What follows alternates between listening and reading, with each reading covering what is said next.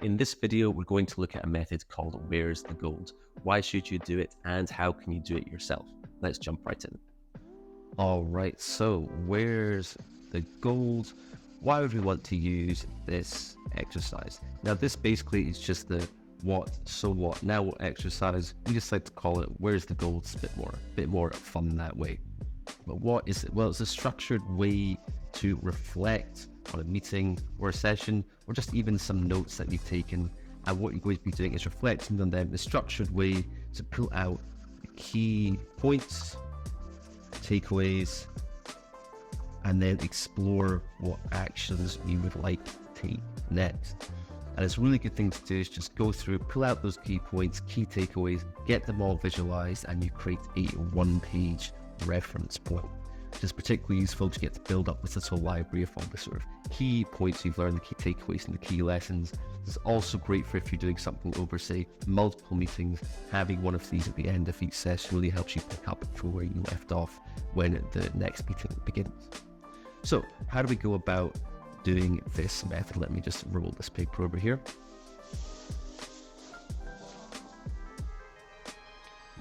So the first thing we want to do is stick our title in it. Now for this, I'm going to be pulling out my key points, takeaways and actions from these very, very messy notes that I took on A Psychiatrist's Guide to Conversation. It was Dr. K. He does great kind of videos on all kind of different things to do with psychology, and this one on conversation I really enjoyed. So I'm going to be pulling out the key points, takeaways, and then exploring some actions from these. But the first thing we need to do is set up our page to then capture this information on. So we want to put our title up in the top here. And because I'm using this guide to conversation, I'm just going to call it how to have a good conversation, or maybe how to improve conversations. So we'll to write it along the top here. Improve. Right in there.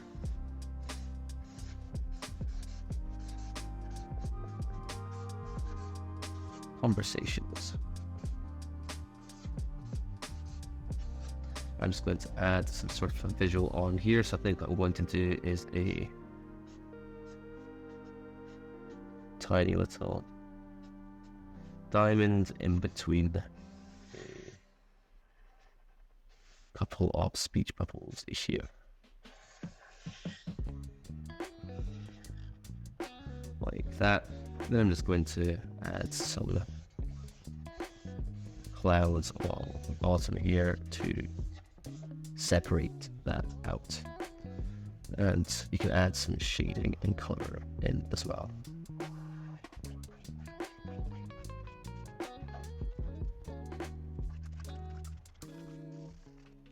Alright, so we've got our title in, it's shaded, it's got some color on there as well. Next thing we want to do is divide the page up into 3 sections. We can divide this up into 3 and use some dashed lines for that here. So put one about here and one about here. Again, these don't have to be perfect, just roughly in thirds will do. So we've got our title in, divide the space up. Now we need to add our different headings for each of these sections. So we're going to have key points on the left here. So I'm going to try key points.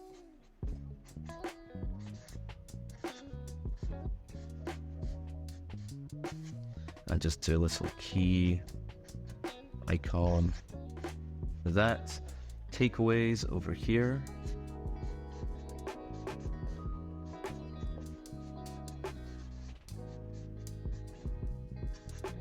I'm going to do a little star icon here. Stars, no matter how many times I draw them, always end up looking a little bit funky. So there's a very terrible star there.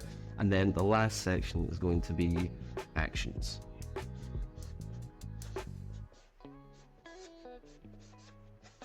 Maybe I'll do a little running person there like that. And we can also separate these out by color as well. So I'm going to have the key points be in yellow, takeaways in orange, and the actions in green.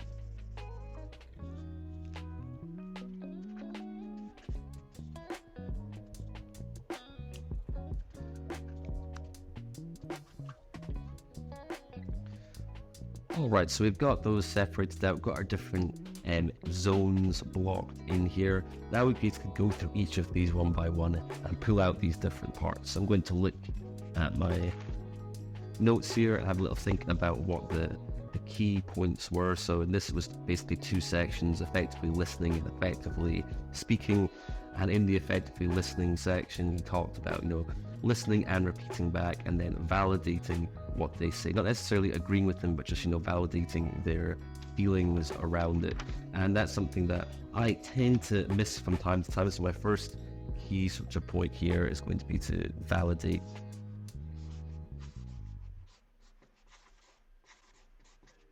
their feelings.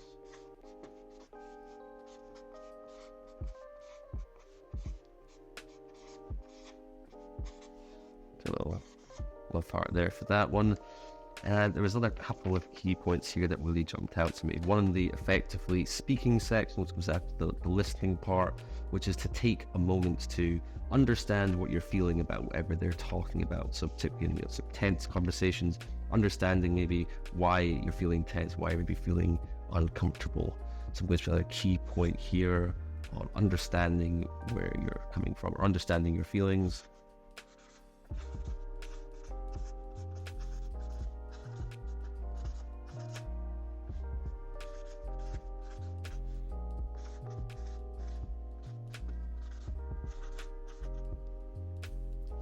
Maybe I'll just do a little part again, just with some question marks coming around that.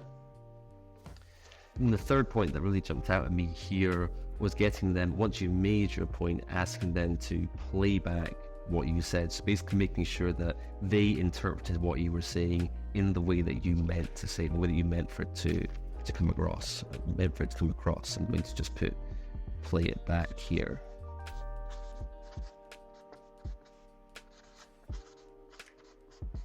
And maybe just a little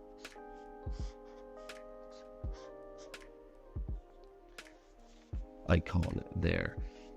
Now I'm going to add a little sub point here just so it's clear to saying get them to play it back. So that's the key points filled in. Now what we would do is move along to the takeaway section and pull out basically, okay, so what does that sort of mean from there? So again, going back to the original exercise, it's what, so what, now what, so validate their feelings, so what, well, what does that mean to me? Well, basically, I can often skip this and just dive in, so I often skip this and just dive into my point of view. So what is that for that? And understand your feelings. So again, this would just be repeated that I often skip this step and go straight into talking and then playing it back to them. So again, once again, I usually ignore this and just sort of assume that they understood. So I tend to assume that they understood.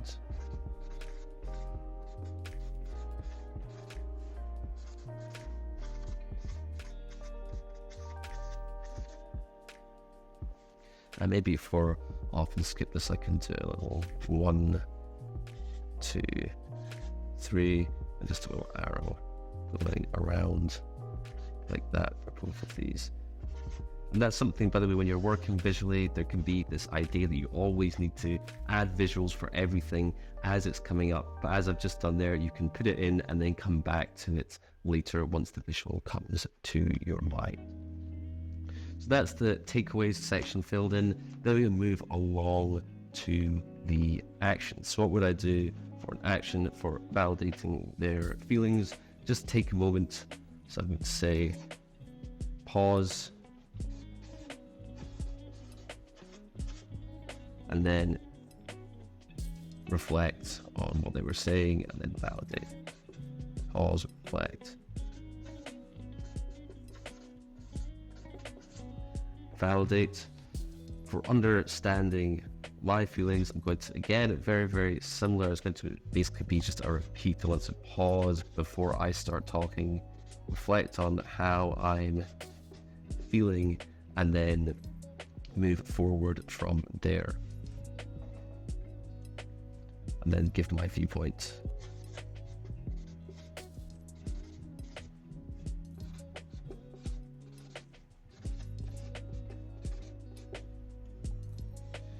And then play it back off and assume they've understood. So again, I just want to make sure that when I am having a conversation with people and I've made my point, I want to ask them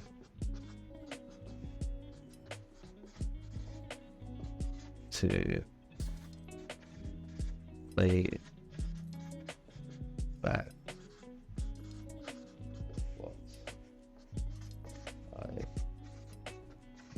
what I've said. Again, I can just do a little play icon here. I'm just going to put pause dots here in order to mirror, and then I'm going to do a little speech bubble here. Maybe for this one, do a little speech bubble. Let's say one part in it.